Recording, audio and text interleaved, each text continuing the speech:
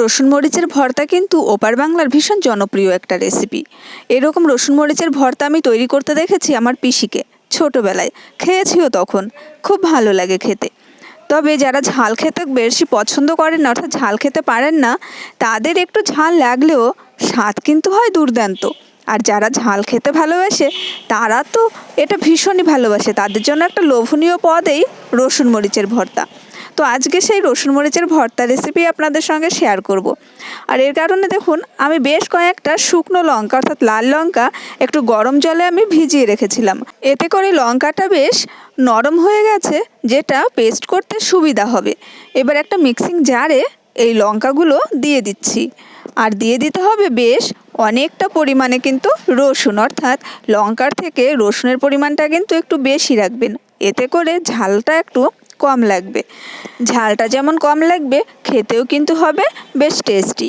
আর এর মধ্যে দিয়ে দিচ্ছি আমি একটা পেঁয়াজ একটু রাফলে কুচি করে নিয়েছি। এবার এই রসুন, পেঁয়াজ আর লঙ্কা, জাস্ট এই তিনটে উপকরণ, এর মধ্যে কিন্তু আর অন্য কোনো উপকরণের দরকার নেই এই ভর্তা রেসিপিটিতে। সামান্য একটু জল দিয়ে এটাকে মিক্সিংয়ে বেটে নেব, অর্থাৎ একটা মিহি পেস্ট করে নেব। যদিও এটা আগে শিলে বেটে করা হতো, কিন্তু এখন এই লঙ্কা শিলে বাটা আমাদের পক্ষে সম্ভব নয়, তাই সময়ের উপযোগী করে মিক্সচার মেশিনেই এই মশলাটাকে বেটে নিয়েছি, একটু জল কম দিয়ে। এবার ওভেনে একটা কড়াই বসিয়ে দিয়েছি, কড়াইটা গরম হয়ে গেলে দিয়ে দিচ্ছি বেশ খানিকটা সর্ষের তেল। এই ভর্তা রেসিপিটায় কিন্তু তেলের পরিমাণটা একটু বেশি লাগে, তেল দিয়ে মশলাটাকে ভাজা ভাজা করতে হবে এই কারণেই। আর তেলের পরিমাণটা একটু বেশি দিলে খেতেও ভালো লাগে, ঝালের পরিমাণটাও অনেকটাই কমে যায়। তেলটা কড়াইয়ের চারিদিকে লাগিয়ে নিলাম, যাতে করে কড়াইতে মশলাটা লেগে না যায়, অর্থাৎ এই ভর্তাটা লেগে না যায়। তাই এবার বেটে রাখা মশলাটা দিয়ে দিয়েছি, এবার নাড়াচাড়া করে নিচ্ছি। দেখুন বেশ তেলটা ছিটছে, তাই যখন এই মশলাটা দেবেন গ্যাসের ফ্লেমটা কিন্তু অবশ্যই লো করে রাখবেন, এতে করে তেলটা কিন্তু একটু কম ছিটবে, না হলে তেল ছিটে আপনার গায়ে লাগতে পারে। এখন খুন্তি দিয়ে একটু নাড়াচাড়া করে নিয়েছি, যাতে করে সমস্ত মশলার মধ্যে তেলটা মিশে যায়।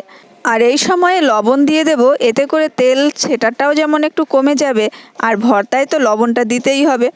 লবণের পরিমাণটা কিন্তু একটু বেশিই দেবেন, একটু টান টান করে, অর্থাৎ ঝালটা তাহলে একটু কম লাগবে। আর যে কোনো ভর্তায় একটু বেশি করে লঙ্কা আর বেশি করে লবণ না দিলে কিন্তু ভর্তা ভালো লাগে না। তাই যে কোনো ভর্তা রেসিপিতে লবণ আর লঙ্কাটা একটু বেশি হলে খেতে বেশি ভালো লাগে। তাই যেহেতু এটা একদম লঙ্কা আর রসুনের ভর্তা, তাই লবণের পরিমাণটা কিন্তু সেটা বুঝে দেবেন। লবণের পরিমাণটা কম হলে কিন্তু খেতে একদমই ভালো লাগবে না, আর ঝালটাও বেশি লাগবে। এবার অনবরত নাড়াচাড়া করতে হবে, আর গ্যাসের ফ্লেমটা রাখতে হবে মিডিয়ামের থেকে কমে। মিডিয়ামের থেকে কম রেখে এই ভর্তাটাকে একদম সম্পূর্ণ রান্না করে নিতে হবে, যতক্ষণ পর্যন্ত এই এক্সট্রা জলটা টেনে না আসে আর তেল ছেড়ে না দেয়। তো দেখুন তেল কিন্তু অনেকটাই ছেড়ে দিচ্ছে, এখনও কিন্তু পুরো কমপ্লিট হয়নি, এখনও জল জল ভাব আছে। অনবরত নাড়াচাড়া করে এই ভর্তাটাকে রেডি করে নিতে হবে। গ্যাসের ফ্লেম লোয়ের থেকেও কমে রাখবেন, বেশি হাইতে রেখে দিলে কিন্তু এই ভর্তাটা পুড়ে যাবে, খেতে একদমই ভালো লাগবে না। এই মরিচ ভর্তা বা রসুন মরিচের ভর্তা কারা কারা খেয়েছেন আমাকে অবশ্যই কমেন্ট করে জানাবেন। আর কার কার ভালো লাগে এটা খেতে, আমার তো ভীষণই ভালো লাগে এই রসুন মরিচের ভর্তা রেসিপিটি। ভর্তাটা কিন্তু প্রায় রেডি হয়ে গেছে, অর্থাৎ একদম কড়াই থেকে ছেড়ে ছেড়ে দিচ্ছে, নিচে একটু লেগে যাচ্ছে, আর তেলও ছেড়ে দিয়েছে। জল যেটা এক্সট্রা ছিল সেটা একদমই টেনে গেছে। এই সময়ে গ্যাসের ফ্লেম অফ করে দিয়ে, কড়াই যেহেতু এখনও গরম আছে, তাই কড়াইতে আরও খানিকটা সময় একটু নাড়াচাড়া করে নেব, তাতে করে আরও খানিকটা এক্সট্রা জল টেনে যাবে। আর এই মরিচের ভর্তাটা যত ভালোভাবে ভাজা হবে ততটাই কিন্তু খেতে ভালো লাগবে। জল জল থাকলে কিন্তু এটা একদমই ভালো লাগবে না এই ভর্তাটা।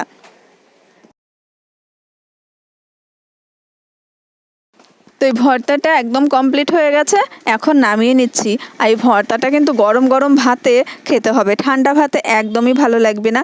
আর যারা প্রথমবার ট্রাই করবেন তারা শুধুমাত্র সাদা ভাতে একটু লবণ দিয়েই এটা ট্রাই করবেন, তাহলে বেশ ভালো লাগবে। তো আশা করছি এই রসুন মরিচের ভর্তার রেসিপিটি আপনাদের ভালো লেগেছে। ভালো লাগলে চ্যানেলটা সাবস্ক্রাইব করার অনুরোধ রইল, পাশে থাকা বেল আইকন অবশ্যই ক্লিক করে রাখবেন, যাতে আমি নতুন নতুন রেসিপি শেয়ার করার সঙ্গে সঙ্গে নোটিফিকেশান পেয়ে যান। তো দেখুন আমি আর লোভ সামলাতে পারলাম না, তাই সঙ্গে সঙ্গেই একটু গরম ভাত নিয়ে এই ভর্তাটা খেয়ে নিচ্ছি গরম ভাতের সঙ্গে। আজকের মতন টাটা।